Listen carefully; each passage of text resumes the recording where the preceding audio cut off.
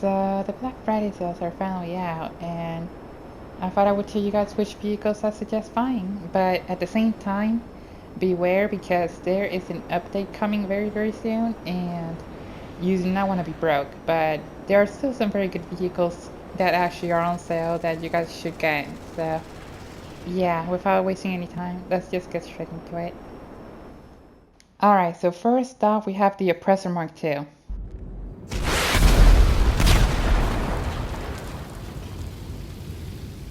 Next up is the Vestiaire. Now, when it comes to this car is really good in normal races, and at the same time, it's really, really good in the stunt races.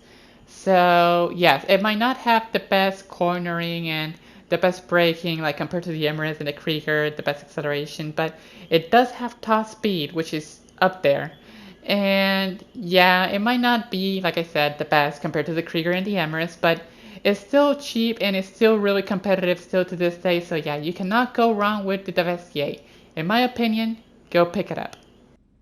Now the Shotaro, I also recommend picking this one up because it's also one of the best bikes in the game. It has probably the best acceleration in the class when it comes to motorcycles, and it also probably has the best cornering when it comes to races and just driving around the map. Probably has the best acceleration and cornering than any bike in the game. And overall, it looks pretty good too. Now, if this thing does not appear for you in the menu, it's because you have to play around a deadline. So once you play around a deadline, if you win or lose, I think you have to win if I'm not mistaken, but if you win, you actually have the ability to buy this vehicle and it should be for this price and in Legendary Motorsports. So if you want to pick one up, just play around a deadline if you do not have it already in the page.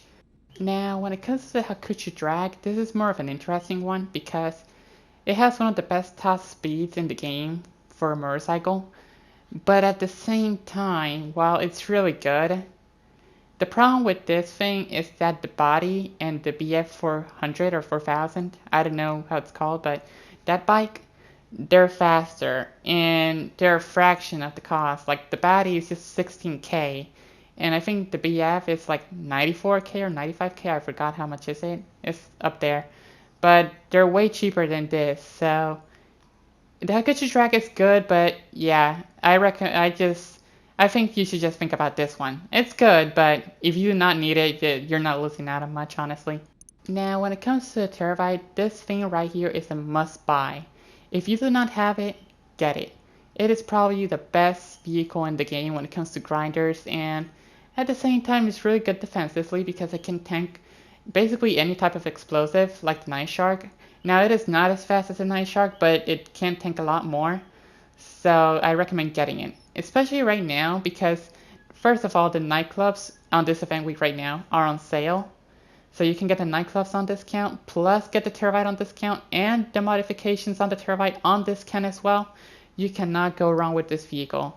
And also it has client jobs, which is really, really good for making money. And when they go double money, you can make a fortune just by basically doing a couple of jobs by going from point A to point B and get like 60K per job. So yeah, I recommend buying the Terabyte and at the same time buying the modifications for it. You cannot go wrong with this vehicle. It's a must buy. Now when it comes to this Ramjet, with this vehicle I have some sort of mixed feeling with it because it can be really, really good or it could be the biggest piece of trash you've ever bought. Now it could be really, really good because first of all, when you buy this Ramjet, it already comes with the weapons, so you do not have to buy the weapons. They already come stock with them. Now it also has useless machine guns on the front, but it has probably the best missiles in the game. So if a helicopter comes and tries to kill you, you're basically gonna kill them. You can once you get a lock on, there's no way you're gonna miss unless they jump off. And it's also really good for the Oppressor, but the thing is that well they have chaff, and this thing also blows up with one rocket. So if the Oppressor Mark II user knows what they're doing, you're kind of screwed. But if we take away the Oppressor, this vehicle you could basically get very creative with it, which is really, really good. And you can also defend yourself from other vehicles, which is also really, really good. But let's be honest, people just use the Oppressor Mark II. So when it comes to the Oppressor Mark II, it's 50-50. Sometimes you're gonna easily just wipe the floor with them, and sometimes if they're smart, they're just gonna straight up kill you. But we're talking about Oppressor Mark II users, so don't expect to see too many smart people out there. Now, when it comes to the B11, this is a vehicle that I have mixed feelings towards because it's good and bad. But let's talk about the good first. Alright, so good. When it comes to dogfighting, it is top 3 best dogfighter in the game. Like, at low altitude, it goes slow, and at high altitude, it gets speed. But most dogfights happen at low altitude, which means that you're gonna go pretty slow. And the thing with going slow is that this thing can do sharp turns, like it's nothing, basically. So it does sharp turns while going at really low speed, which makes a tighter circle. So that's really, really good, especially when it comes to dogfighting. And this thing also has an insane looping radius, so if you want to loop, this is probably one of the best aircrafts to do it in. That and the Starling are probably the best too, but we're talking about the B11 here. So yeah, it's up there when it comes to dogfighting, and I would not, like if you're into dogfighting, do not miss on this option, like it's really, really good. Now when it comes to air to ground, you're gonna be kind of disappointed, because, well, basically the best way to do ground, like air to ground, is just with the bombs or barrage. And the best way to do it with the barrage is just to put on thermal, honestly. Put thermal under jet and just go hand with the barrage. You're basically gonna kill them. I mean, it's no Hydra or laser, like the laser beam on the cannon. It's not that. So if you're expecting that on this vehicle, well, you're gonna be kind of disappointed. But air to ground, just use barrage and bombs, and you're probably gonna be golden. But yeah, if you expect a Hydra laser coming from this thing, again, don't expect too much. Now, when it comes to the Stromberg, I definitely think this is a must buy, as it is really just a decent vehicle overall. Now, yes, it does not have the best top speed, acceleration, cornering, braking, the best performance overall. It does not have that, but you're not going to use this thing for races. Now, what this thing is good for is surviving in free mode. Like, overall, this vehicle can pretty much take on anything, except Oppressor Mark IIs if they're smart, and jets. But anything else, you can definitely survive or have a decent chance at fighting them if you know what you're doing. Now, this thing has basically the same missiles as the Oppressor Mark II, which, as you guys know, they basically don't miss. And it has good machine guns on front, but you're basically not going to use them because, well, most of all people are just flying nowadays and they're in armored vehicles, so the machine guns are pretty much useless unless you're chasing down a civilian car. And most of the time you're just going to use the missiles. But hey, good news, you do not have to buy them. And it also comes with torpedoes, so if you need to fight somebody underwater, you have a decent shot of fighting them with the torpedoes. And they have good tracking too, they basically never miss. So I would go with this vehicle hands down.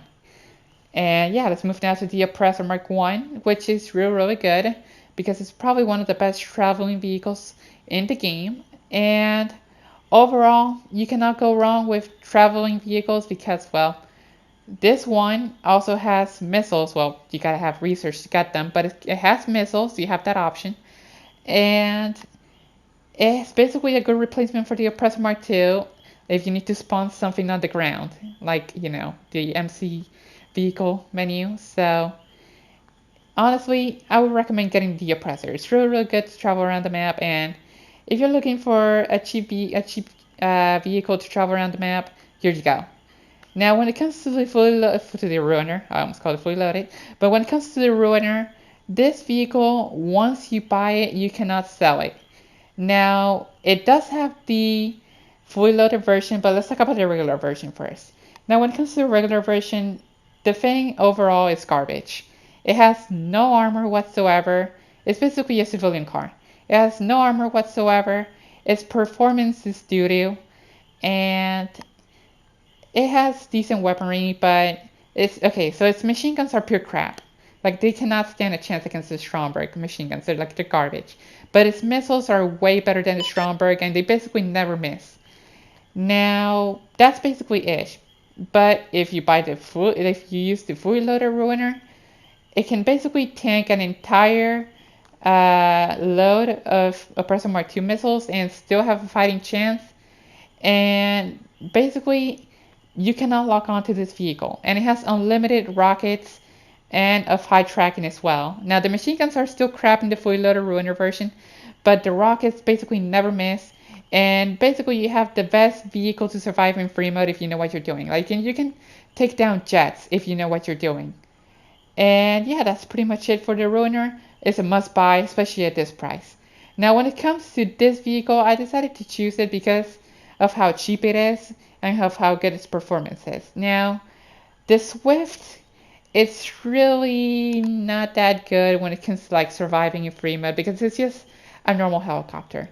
But the thing that sells this vehicle is its price. Now, it's less than 500k, first of all.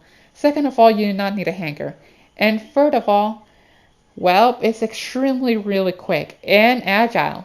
Now, if you're a low level and you need a traveling vehicle and you're really struggling, here you go. Have the Swift. It's probably the best helicopter to move around the map. It's probably the Veladas, the best one, but it's not on sale.